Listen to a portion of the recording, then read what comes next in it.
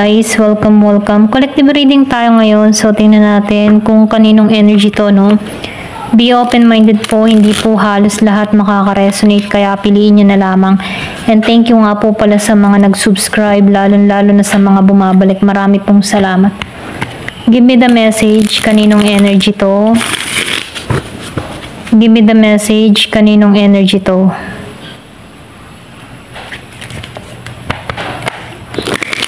Give me the message. Kaninong energy to?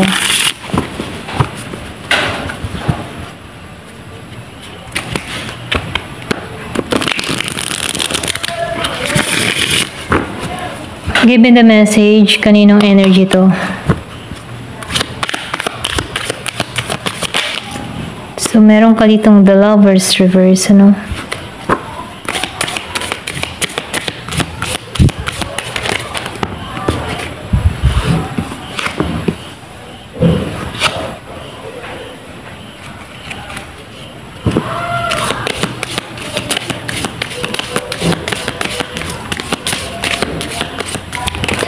Yung iba sa inyo nakikita ko dito, meron tao sa'yo na umiiwas or meron kang iniiwasang tao dito. Ito lang nakikita ko. Meron pag-iwas na ginagawa dito.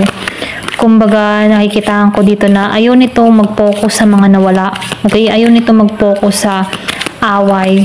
Kumbaga, once na nag-aaway to, kumbaga, for example, nag-aaway sila nung kapartner niya, hindi to nakikipagtalo, umiiwas na lang to para hindi lumala. Ganun siya, okay?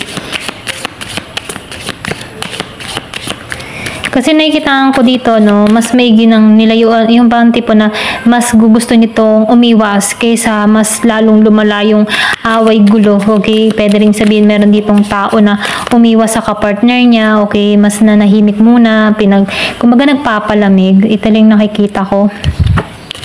Pero nakikita ko din dito, yung iba sa inyo, meron ka ditong tao na parang hindi panatag siya, okay? Kumbaga, nawawalan to ng tiwala or pwede rin sabihin, meron kang ginawa dito kung bakit nawawalan to ng tiwala or pwede rin ikaw nawawalan ka ng tiwala sa tao mo, okay?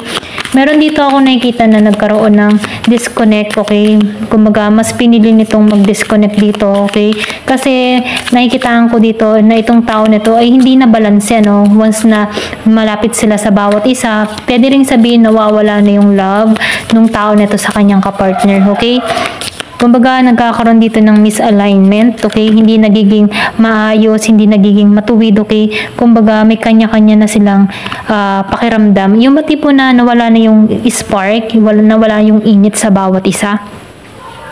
So, meron ako nakikita ditong Gemini, Capricorn, meron ding Leo, Aries. So, meron din ako nakikita dito na Libra, okay? Merong Scorpio, ayan. Meron ding Pisces. So, nakikita ko rin dito, na meron ditong tao na nagpapatuloy pa rin sa buhay. Kumbaga, nakikita ko dito na hindi niya na masyadong pinag-iisipan yung mga nakaraan. Mas nagpapatuloy siya sa tagumpay. Kumbaga, itong tao nito, nandun yung positive mindset niya sa tagumpay. Okay? Kumbaga, nakatuon na lamang to sa maganda pang magaganap, Ito lang nakikita ko, Kumbaga, nakikita ko dito, mas dinidevelop niya yung kanyang sarili, yung kanyang ikauunlad, kaysa magtuon sa kanyang kapartner dito na nagbibigay sa kanya ng disharmony, okay? So, nakikita ko rin dito, meron ditong tao na nagiging malaya na siya sa kanyang kaisipan, kumbaga, maraming tumatakbo sa kanyang isip na kung saan, idea, sa mga ganyan. So, nakikita ko dito, meron siyang vision, meron siyang gustong mangyari, meron siyang gustong maganap sa kanyang buhay. Kumbaga, andun yung kanyang positive mindset na makakamit niya to, okay? Kumbaga, andun siya nakatuon sa tagumpay, okay? Pwede rin sa kanyang mga pangarap, okay? Sa adhikain niya sa buhay, dun siya nakatuon.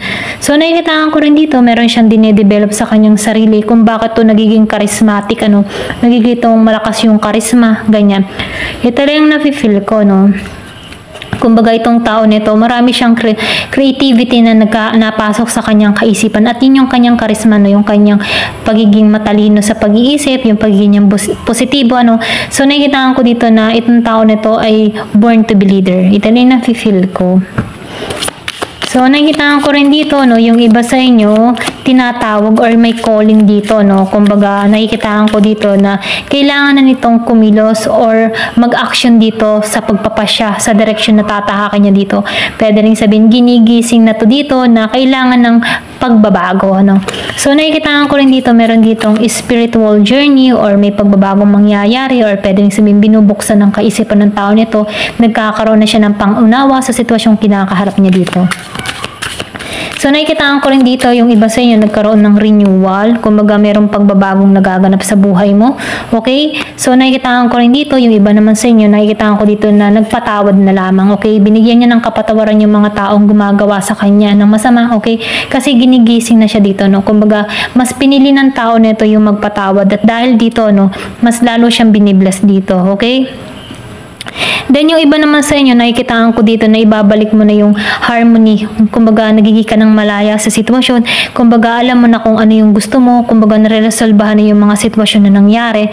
Kumbaga, nafe-feel ko rin dito, hinahanap mo din kung paano mo i-ground yung sarili mo, no? Kumbaga, nakikitaan ko dito yung pag-iingat mo sa sarili mo, no? So, nakikitaan ko rin dito yung iba sa inyo, nagkakaroon ng solusyon sa mga problemang kinakaharap niya dito. Okay? Then, nakikitaan ko rin dito, yung iba sa inyo, mas pinili na lang mag-disconnect sa partner o sa mga taong negatibo. Ito rin nafe-feel ko. So, yung iba nag-isolate muna, nagpahinga, nagpalamig muna dito. So, mas pinili niya muna na maging, yung baga mas pinili niya muna yung manahimik, magsarili. Okay? Ito lang yung nakikita ko.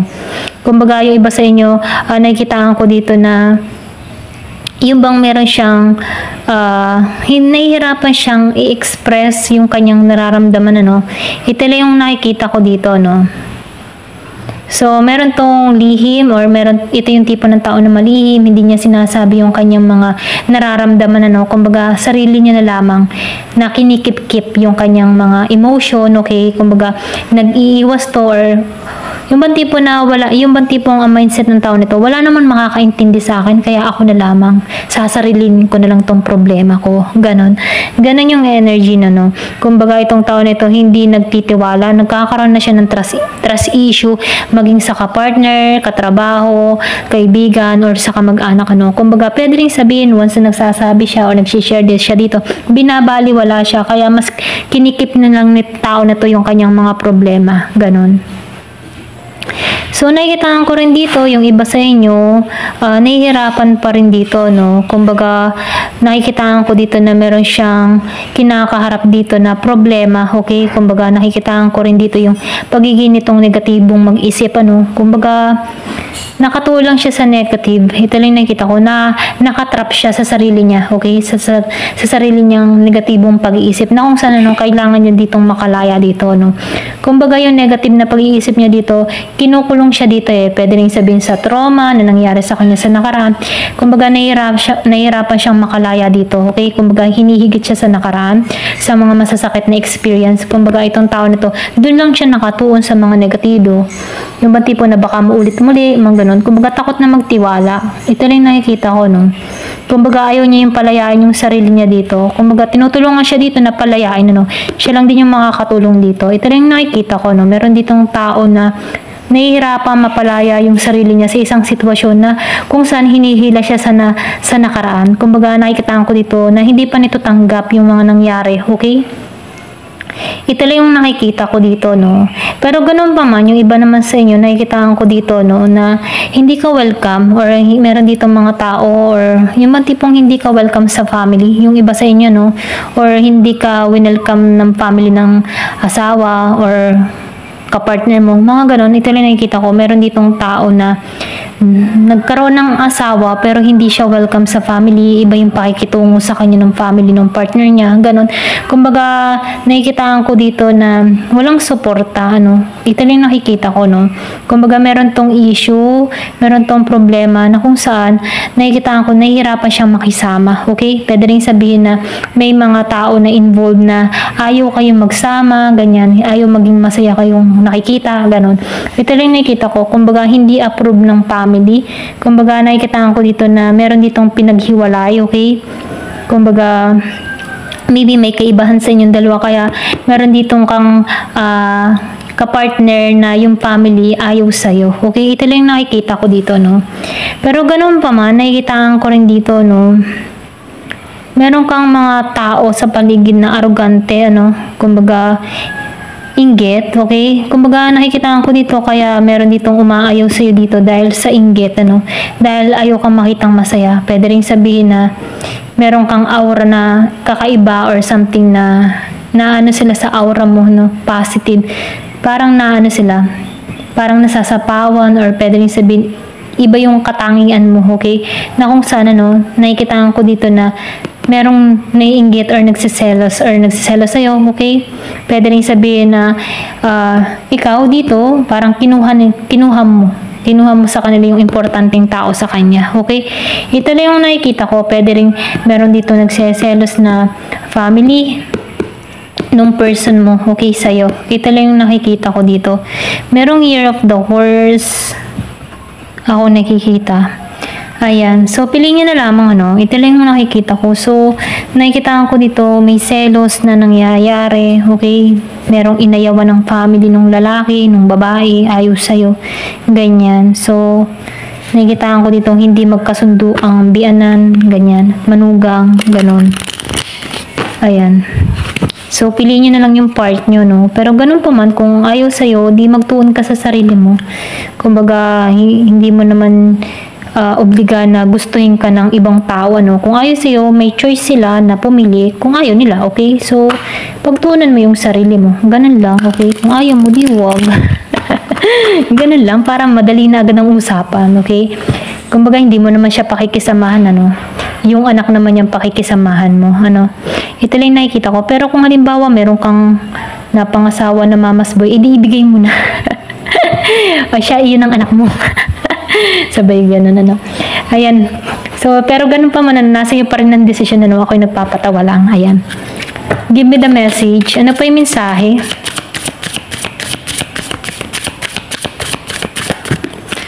So, meron ka dito na it's all good. So, nakikita ko dito yung mga nangyayari. Kahit may mga masasakit na nangyayari or na-experience ka, para yun sa ikabubuti mo. Pwede rin sabihin, tinanggal ka sa mga ganyan para ma-receive mo tong ikabubuti mo. Ano? Pwede meron ditong malaking blessing na dumating sa'yo. Okay? Kung ikaw man ay minaltrato, inayawan, tinanggihan. So, nakikita ko dito, tanggap ka ni God. Okay? So, sinasabi ko, huwag kang mawawalan ng pag-asa kung may mga taong umayaw sa'yo. Silang nawalan, hindi ikaw. Okay? Give me more information. Kung alam mo naman sa sarili mong wala kang ginagawang masama, silang nawalan. Okay? Hindi ikaw. Ayan. Give me more information. Bakit ka magtitiis sa taong ayaw sa'yo? O, diba? Meron dito na psychic development. So, nakikita ko dito, madidevelop mo yung iyong intuition. Ano? Kung meron kang ganyang ability or ramdam mo sa isang tao kapag ayaw sa'yo, okay? Di laylo-laylo ka na lang muna. Kumbaga, nakikita ko dito, malakas yung sense mo, malakas yung pakaramdam mo. Ayan. Give me more information. Ano pa yung mensahe?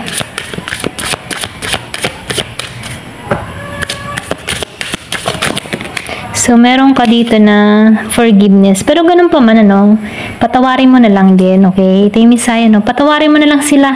Kung inayawan ka, okay, pinagpapatawad na kita, ayaw mo sa akin eh, wala naman akong magagawa, okay? Di ganun na lang gawin mo, no? Patawarin mo sila, okay? Hayaan mo na lang sila. Ganyan. Kasi sa magpapatawad, matutuwa sa'yo si God kasi para sa ikabubuti mo yan, no? So, tinuturuan ka dito na pagpapatawad. Kasi once na nagpapatawad, magaan yung blessing. At kapag ikinagpatawad, wala ka nang isipin, okay? Kung sila'y galit, bahala sila. Basta ikinagpatawad, o, diba? Wala ka nang isipin negatibo, ano? So, nakikita ko dito, sa pagpapatawad, makakahanap ka ng kapahingahan, o, diba? So, tingnan pa natin. Give me more information. Ano pa yung mensahe?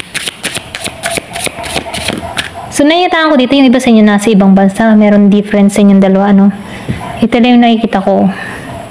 Meron ditong transformation, no, di ba? Once na nagpatawad ka, nagkaroon ka ng transformation, may transformation na magaganap sa'yo, na kung saan, ano, may paglago, ano, kumbaga, tinan mo, tong higad na to, pag aray nag-transfer na, butterfly na yan, ano, magandang butterfly na yan, parang ikaw yan, ano, kumbaga, kung ikaw ay dito ay pinagkaitan, okay, dyan papasok yung transformation, para sa ikabubuti mo, dito sa it's all good, okay, para sa ikabubuti mo, okay, kung hindi ka tinanggap, okay lang, dahil meron dyan, mali mo, meron pumalit doon, ano?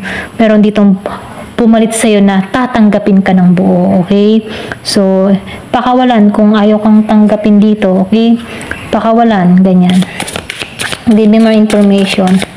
Kumbaga, huwag isiksik ang sarili. Ayaw i-ano. Give me more information. Ano pa yung mensahe? So, meron ka dito na change. Oh, diyan papasok yung pagbabago. Okay? Transformation, then pagbabago. Okay? Meron diyang pagbabagong mangyayari sa'yo. Give me more information. Ano pa mensahe? Pag dumating yung pagbabago, may panibagong magmamahal, ano? Meron ditong sexual energy. So, meron ditong ma-attract ka. Okay? Kasi may babaguhin ka na sa sarili mo. Di meron bagong papasok sa buhay mo. Pwedeng pagmamahal. O, di ba? New beginning. Meron ditong bagong simula. Transformation, sexual energy. So, nafe-feel ko dito, pwedeng sabihin natin na malakas na yung charisma mo, meron kang ma-attract na bagong pag-ibig, bagong magmamahal, ano, ito lang nafe-feel ko. So, nakikita ko dito yung new beginning, bagong simula sa'yo, meron ditong happiness na naghihintay, meron pang itlog, so abundance to. Meron bago, parating. Ascension. At itataas ka dito, no? So, nakikita ko dito yung kapayapaan. Iaangat ka dito. Ito na yung nakikita ko. So, tagumpay ka dito. Ito na yung ibig sabihin nito, no? Magtatagumpay ka. Kung inayawan ka, di huwag, di ikay magtuon sa sarili mo, sa transformation, sa pagbabago, para sa ikabubuti mo. Bagong simula, itataas ka dito. Ito na yung mensahe sa'yo, ano? Ayan. Thank you for watching. Love and peace.